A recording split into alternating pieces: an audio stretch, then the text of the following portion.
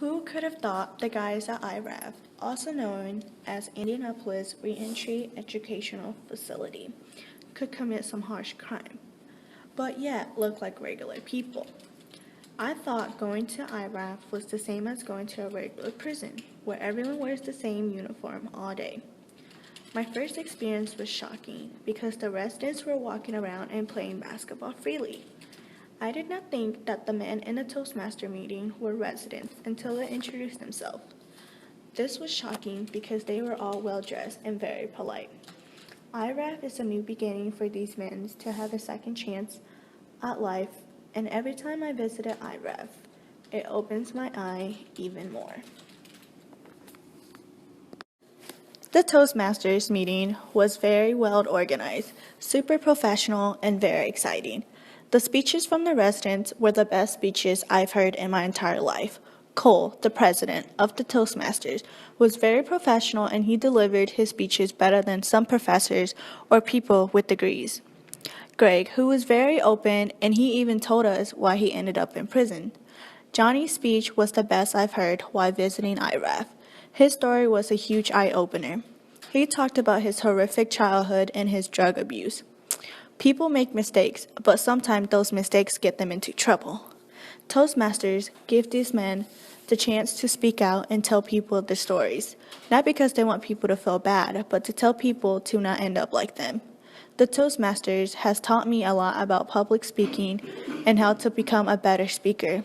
Toastmasters give both the students and residents a chance to gain confidence when speaking in front of a crowd. Many people think that it is mainly black men who are behind bars.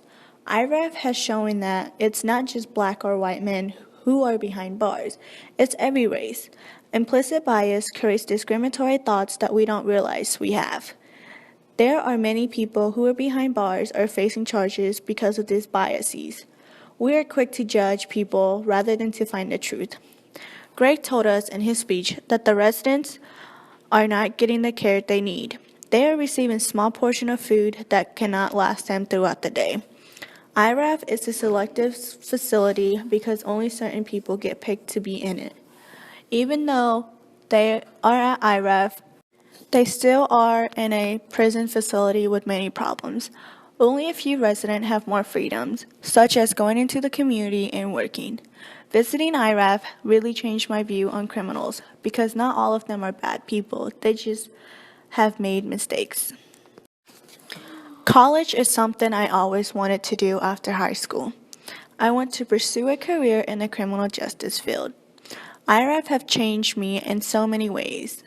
This experience has helped me to realize that I want to help people and I need to work harder towards my goal. I want to become a FBI agent to help and lead others in the right path of justice. Most of my childhood was traveling hours to visit my brothers who were both locked up. Seeing my parents struggle for the last 8 years is something I don't want any family to go through. The guys at IRAF told me life behind bars is not easy, and it is definitely not easy for their families either. The criminal justice system is so messed up that the true criminals are not even punished for their crimes. During my experience at IRAF, the residents there have shown me that there needs to be a change. We need to put people who know about the actual problems at IRAF in charge. I want to help change how society sees criminals because not all criminals are bad people. The experience at IRAF will last my lifetime because it has changed the way I see people and judge them. These men really have impacted me in so many ways.